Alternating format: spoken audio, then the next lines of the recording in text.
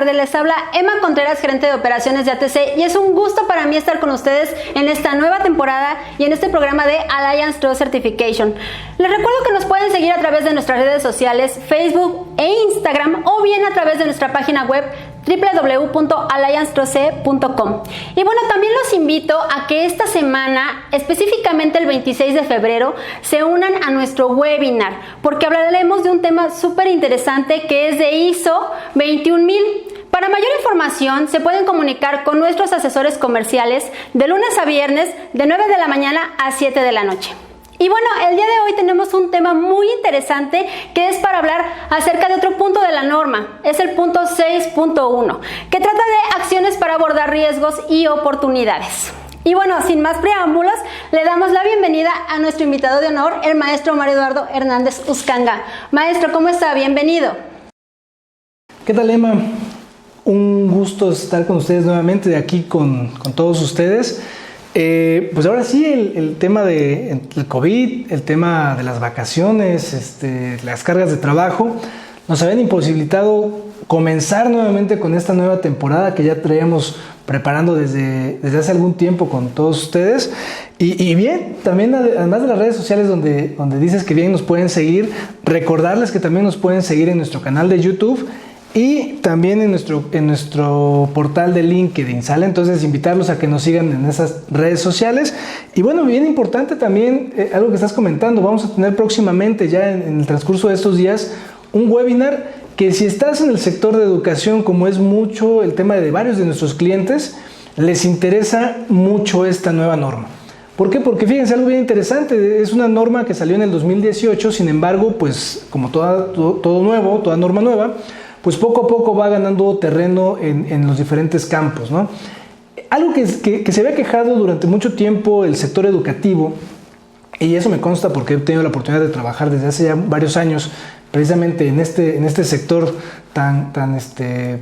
pues que en lo personal me encanta, es que precisamente la norma de alguna manera ISO 9001 pues sí se enfocaba mucho en el tema de los procesos. Y bueno, obviamente cada organización educativa le daba el enfoque que quería a esos procesos, ¿no?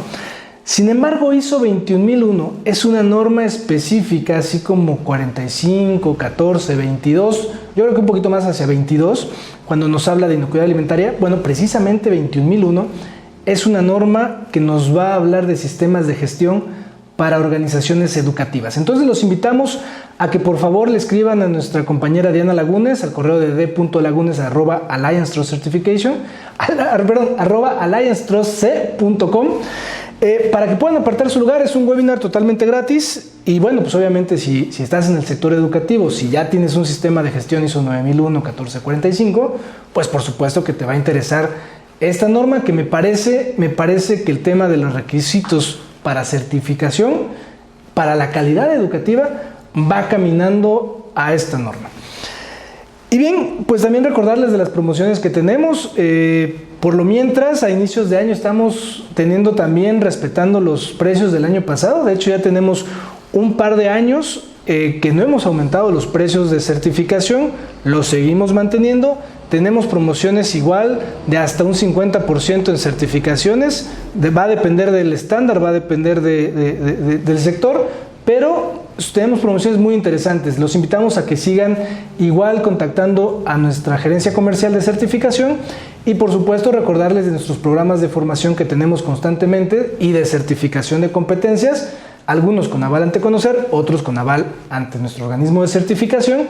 Y recordarles que tenemos promociones de hasta 6 meses sin intereses para nuestros programas de formación y certificación de competencias. Y bueno, maestro, a nosotros nos gustaría saber, tanto a mí como al público, en respuesta a lo que pasa en el punto 4 de la norma, que habla sobre el contexto de la organización, ¿quién debe ejecutar este elemento de 6.1?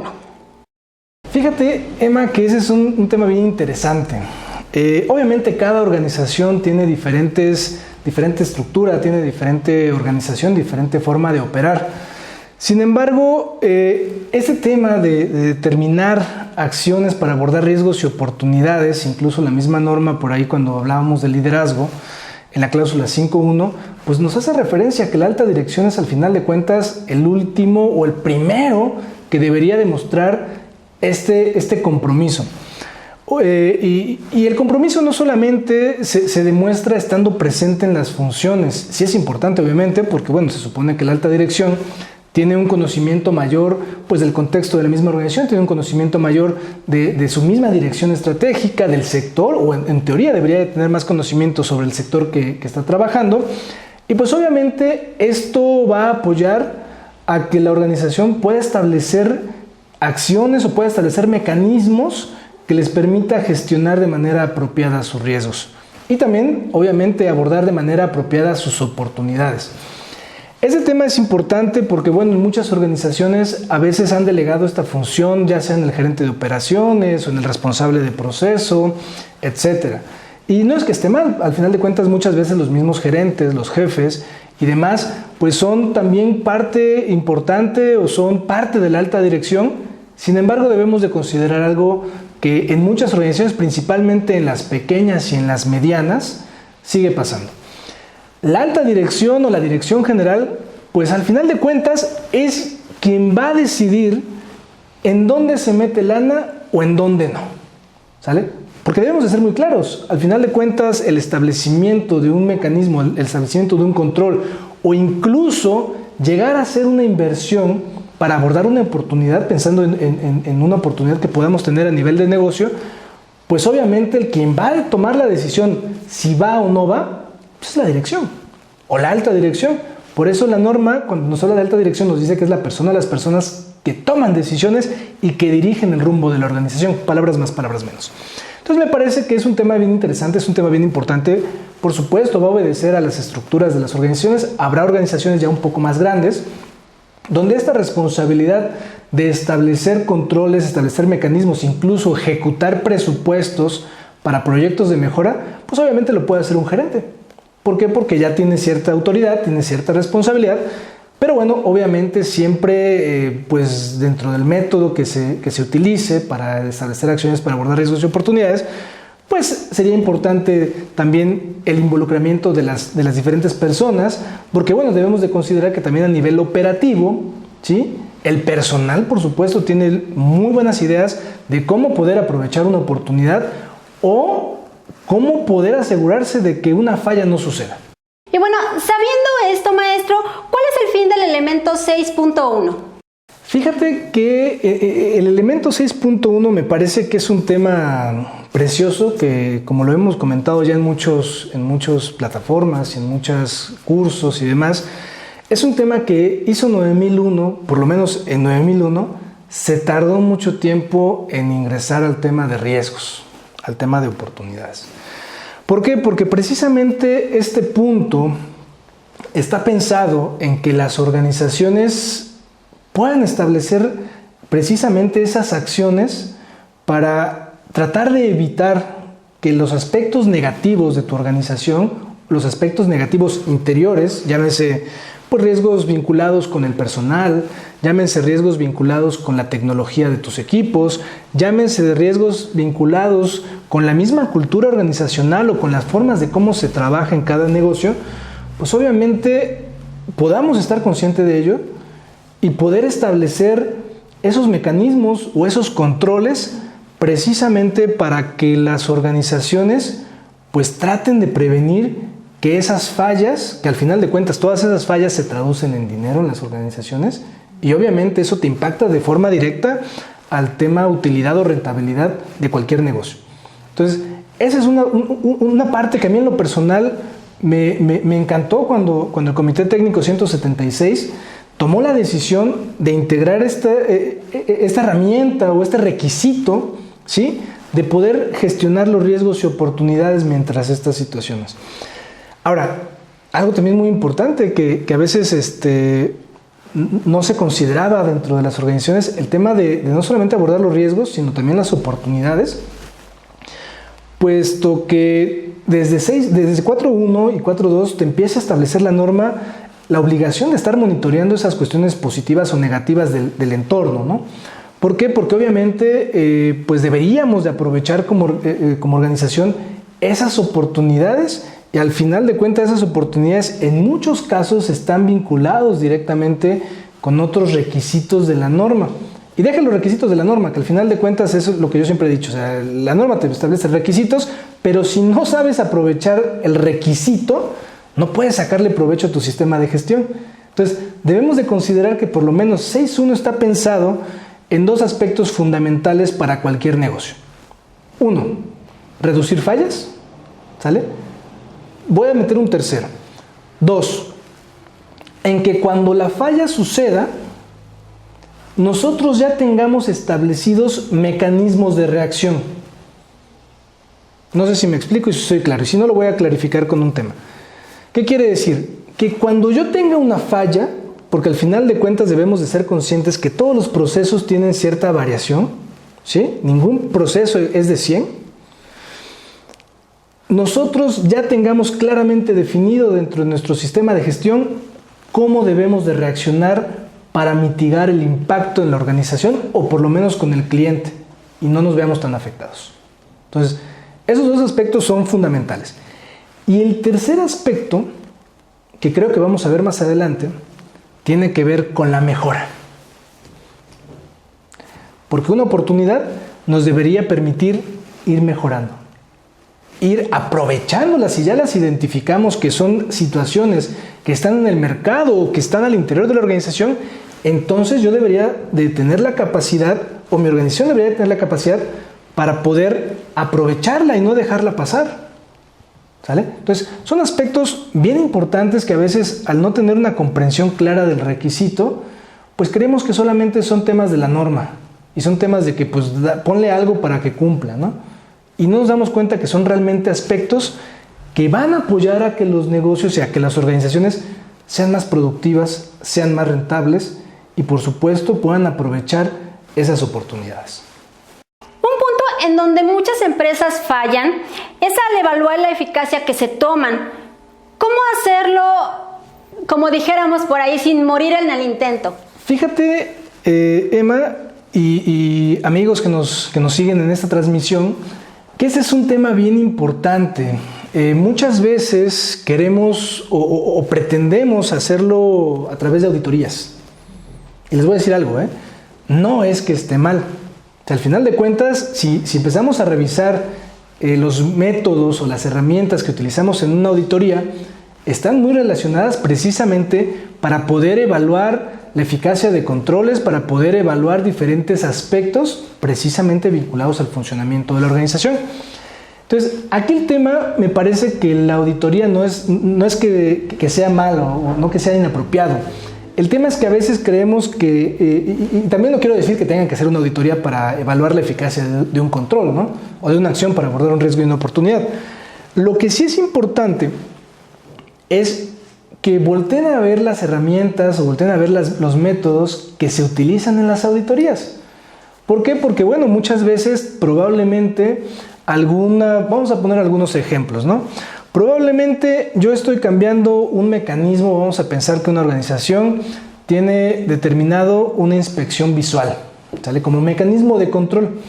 Pero pues va pasando el tiempo y se dan cuenta que ese mecanismo deja de ser funcional, ya sea porque la carga de trabajo subió, ya sea porque cambiaron de sector al cual están prestándole un servicio, etc. Entonces, como ya no es funcional ese control, pues las organizaciones eventualmente tienen que hacer esa reevaluación de la eficacia, ¿sí? Y entonces establecen un nuevo mecanismo. Y resulta que van a aplicar pruebas no destructivas, inspecciones dimensionales, etcétera, algún otro tipo de control. ¿Cómo yo haría para asegurar o para poder dar seguimiento a que si este control fue eficaz o no? Porque al final de cuentas, implementar un control, implementar una acción, implica recurso, ¿sí? Bueno, pues yo tal vez establecería algún tipo de seguimiento de manera temporal, ¿sí? Para primero verificar que se esté aplicando ya de manera consistente el control. Segundo, ¿sí? Aunque parezca un poquito repetitivo, para evaluar que efectivamente, después de haber aplicado ese control, la pieza o lo que se esté inspeccionando está funcionando, ¿sale? Vamos a poner otro ejemplo, vamos a pensar en un tema administrativo, ¿no? Algo que pasa muy comúnmente, donde eventualmente en algún área, en algún proceso, no se encuentran los registros o no se encuentran las evidencias completas o los formatos no se llenan de forma consistente, ¿sale? Volteamos a ver 19011 y 19011 nos arroja diferentes métodos. Uno de los métodos que se utilizan para hacer auditorías es la revisión de documentos, ¿sale? Entonces no hace falta hacer una auditoría, no hace falta hacer una inspección, etcétera, para tomar una muestra, ¿sí?, de expedientes del proceso que se identificó la falla, se implementaron ciertos controles o ciertas acciones y entonces después de algún tiempo, 1 o 2 semanas, dependiendo de la situación, pues yo puedo regresar a tomar todos los expedientes o una muestra de los expedientes que se hayan generado desde que se identificó la falla hasta el momento de la inspección y empezar a verificar si efectivamente, después de que yo implementé algún control, vamos a pensar en un checklist, ¿sí?, que se utilice para no fallar con los temas, o probablemente utilicé un mecanismo de ponerle hasta el final nombre y firma del supervisor, para que él cuando lo firme, pues revise que el formato efectivamente cumple con todos los requisitos que te está pidiendo que llenes, ¿sale? Y entonces pues yo agarro mi paquetito de hojitas y me pongo en mi escritorio a revisar documentos. Cumple, o puede ser no cumple. Y ahí yo me daría cuenta si el control o la acción que estoy implementando fue eficaz o no. Yo siempre les pongo un ejemplo en los cursos que damos o en las conferencias cuando nos invitan, que un control o la gestión de los riesgos es una dinámica muy parecida a cuando vas con un doctor, ¿sí? Vamos con un doctor porque tenemos una falla normalmente en la salud, ¿sí?, ya sea un diente, ya sea un tema de riñón, etcétera, lo que ustedes quieran. El doctor, ¿qué es lo que va a hacer? Va a analizar la situación. Después de que analiza la situación, te establece un tratamiento, medicamentos, ¿sale? Estos medicamentos, básicamente, haciendo la analogía, son las acciones para abordar esos riesgos o esas oportunidades. ¿Qué es lo que hace el doctor después de cierto periodo? Te da la indicación que tienes que regresar precisamente, ¿para qué?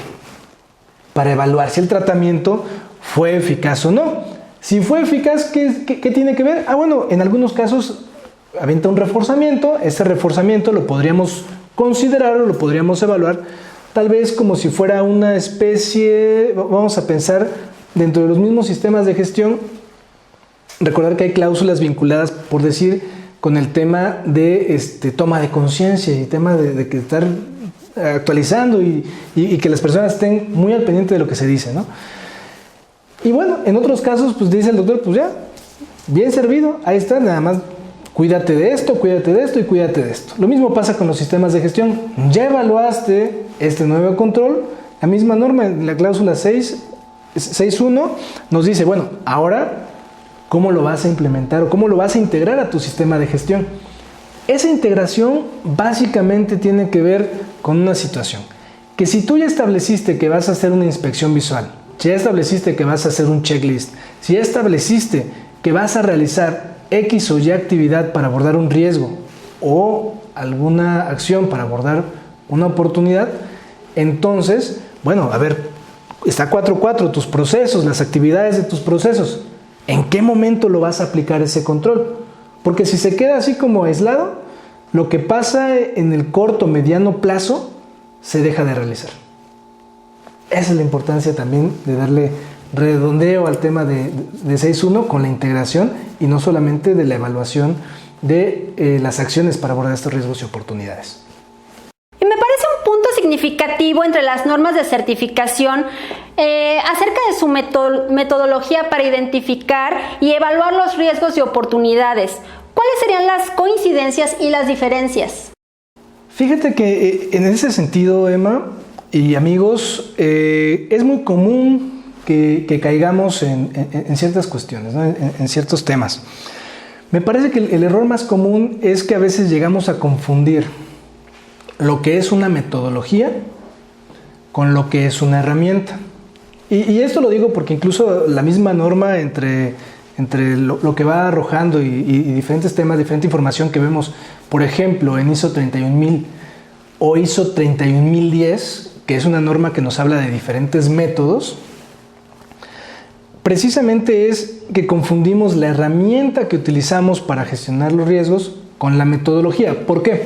Porque una metodología son los pasos, ¿sí?, que vas a seguir. Digo, tal vez los confunda un poquito con el proceso, pero una metodología es básicamente qué se hace, quién lo hace, cuándo se hace, con qué se hace, ¿sí? Y cuando empezamos a darle respuesta a todas estas preguntas, entonces podemos empezar a hablar del método, ¿sale? Tal vez me parece que lo más correcto es decir cuáles son las similitudes con las herramientas. Creo que las similitudes con las herramientas, por ejemplo, ISO 31010 nos habla de un montón de herramientas que se pueden utilizar. Voy a nombrar algunas, por ejemplo, el método Delphi, lluvia de ideas, diagramas de Ishikawa, por supuesto la MEF, árbol de decisiones, HACCP, nos habla de un montón de herramientas. El What If, ¿qué pasa si?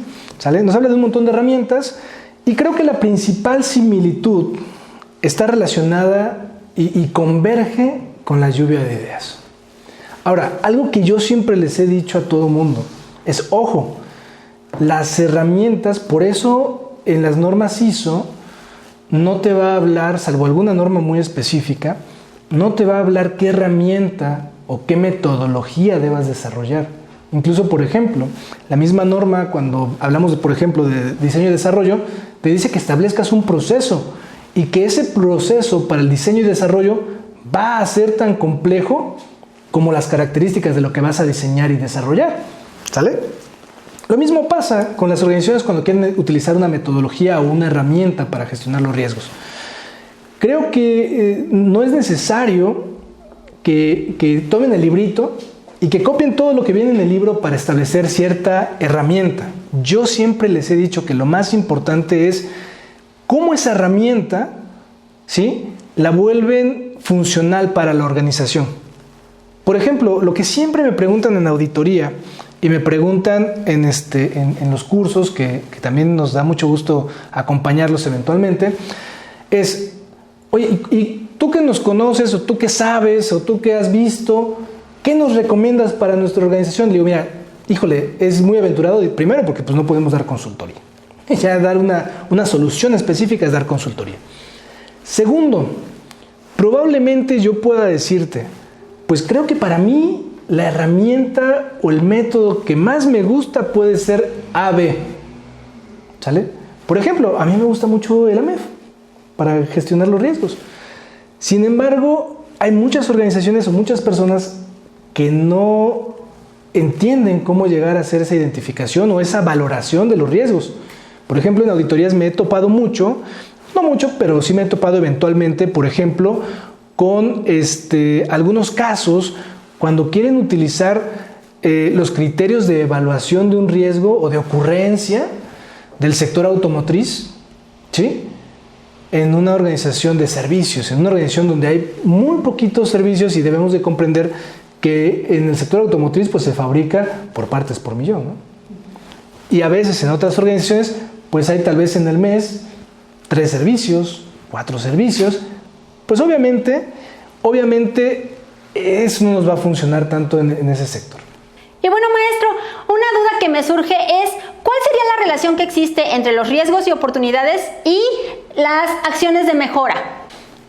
Fíjate que esta parte también es muy importante, ¿no? Por ejemplo, debemos de considerar que parte de lo que nos dice la norma en mejora continua, en la cláusula 10, precisamente tiene una relación estrecha con el tema de las acciones para abordar los riesgos y oportunidades, por supuesto. Primero, cuando nosotros mejoramos nuestros controles es porque queremos reducir las fallas, ¿no? Queremos reducir los riesgos. Entonces, al mejorar nuestros controles de manera automática, diría yo, tendrían que reducirse las fallas o el aspecto o la característica, ¿sí?, que quieras controlar. O sea, sí es importante gestionar los riesgos, ¿no? Pero algo que también tenemos que evaluar, por supuesto, siempre es el costo-beneficio. Recordar que en la calidad, cuando hablamos de calidad, pues hay niveles de calidad. ¿Sale? Entonces, es bien importante este punto porque, por supuesto, cuando estamos viendo el tema de los riesgos, pues deberíamos de considerar precisamente que cuando empezamos a reducir esa incertidumbre mediante la implementación de controles, más apropiados, ¿sí? O más exigentes, pues obviamente vamos a identificar las fallas de mejor manera. Por ejemplo, la diferencia entre contar con un equipo manual a un equipo automatizado, ¿sí? Pues obviamente va a tener repercusiones con las características de calidad del producto o del servicio que estemos brindando, ¿no? Otro ejemplo, por decir, contar con un equipo óptico más sensible, ¿sí? Que pruebas manuales, por ejemplo, en un laboratorio, pues obviamente también nos va a dar más certeza del resultado del analito o de lo que se esté analizando, ¿no? Entonces, por supuesto que tiene que ver muy, muy estrechamente con el tema de mejora y por supuesto con el tema de las oportunidades. Por ejemplo, cuando empezamos a ver precisamente las situaciones de que lo que empecemos a revisar dentro de nuestro contexto puede beneficiarse o podemos beneficiarnos de él, pues debemos de entender que probablemente a través de abordar una oportunidad de mejora pudiéramos abrir un nuevo mercado, pudiéramos mejorar nuestro servicio, nuestro producto, pudiéramos mejorar por supuesto también tal vez la creación de una nueva dirección de negocios, etc.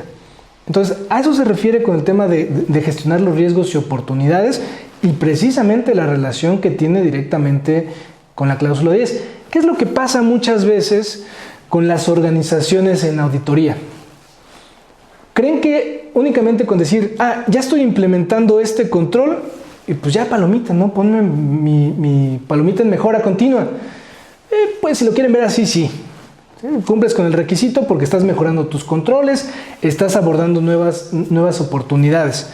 Aquí lo que yo siempre les pregunto, y es por eso que siempre les digo, a ver, voltea a ver términos y definiciones, por ejemplo, en 9000, en ISO 9000, voltea a ver qué es lo que dice la mejora, ¿no? ¿Qué hace referencia a la mejora? Y normalmente te dice que la mejora, pues, se podría cuantificar, en algunos casos es cualitativo, pero por lo general la mejora, ¿sí? Se tendría que poder medir. O sea, ok, estoy implementando este control, bueno, ¿en qué estoy mejorando? ¿Cuánto estoy volviendo más eficaz mi proceso o mis actividades? ¿O cuánto producto no conforme estoy reteniendo y que no está llegando con mi cliente? ¿O cuánto estoy reduciendo de mi producto no conforme o de mis servicios no conformes porque ya lo estoy haciendo de manera correcta internamente y no necesariamente lo estoy identificando, ¿no? Entonces, es ahí cuando las organizaciones pueden precisamente cuantificar. Incluso yo siempre les he dicho, es cuando tú le puedes presentar a tu director cómo es que tu sistema de gestión realmente te está ayudando o está contribuyendo a que la organización sea más rentable y que la organización funcione de manera más eficaz y más eficiente. Cuando los directores empiezan a comprender y a visualizar esto, pues obviamente se cambia el chip totalmente, ¿sí? Porque al final de cuentas como directores siempre vemos el costo-beneficio. ¿Me funciona o no me funciona? ¿Sí? Y sobre de eso, pues obviamente tomamos decisiones. Y desafortunadamente, en muchos casos o en muchos sectores, por eso las certificaciones ISO 9001, los sistemas de gestión, se ven como un requisito solamente para poder entrar a algún mercado, para poder satisfacer a cierto cliente. Y no lo ven como herramientas que permiten llegar a un desarrollo sostenible. Y bueno, agradecemos mucho la presencia de nuestro gran invitado, el maestro Mario Eduardo Hernández Uscanga. Gracias por acompañarnos el día de hoy. Gracias también a nuestra audiencia por habernos acompañado en este día, en este inicio de temporada. Tenemos grandes sorpresas para ustedes, también grandes promociones y descuentos, como al principio lo mencionó el maestro Mario. Y bueno, Emma, amigos, pues agradecerles nuevamente que puedan estarnos acompañando en esta emisión. Recordar que vamos a estar haciendo lo humanamente posible por estar todos los lunes con ustedes. La próxima semana, como lo ha mencionado la licenciada Emma, pues tendremos precisamente una invitada muy especial que ha estado con nosotros en otras ocasiones, ¿sí? Y va a estar, si no mal recuerdo, nuestra amiga y compañera Milena. Ok, muy bien. Entonces, nuestro auditor líder desde Colombia nos va a estar apoyando con sus conocimientos. Y por supuesto que vamos a seguir haciendo estas transmisiones de manera constante, precisamente para poder contribuir al desarrollo de sus conocimientos. Y por supuesto los invitamos a que nos hagan llegar sus preguntas, nos hagan llegar sus dudas, para que podamos integrarlas a estos programas y por supuesto les agradecemos que siempre puedan compartir y darnos sus deditos arriba en todas nuestras plataformas para poder llegar a más personas que estén interesadas en estos temas de sistemas de gestión, que en lo personal son temas que a mí me apasionan muchísimo. Agradecerles nuevamente y desearles excelente inicio de semana. Y bueno, no se pierdan la próxima emisión del programa porque tenemos un tema súper interesante que es el de seguridad y salud en el trabajo. ATC, comprometidos con el desarrollo de su organización, les desea un excelente día y un excelente inicio de semana. Hasta la próxima.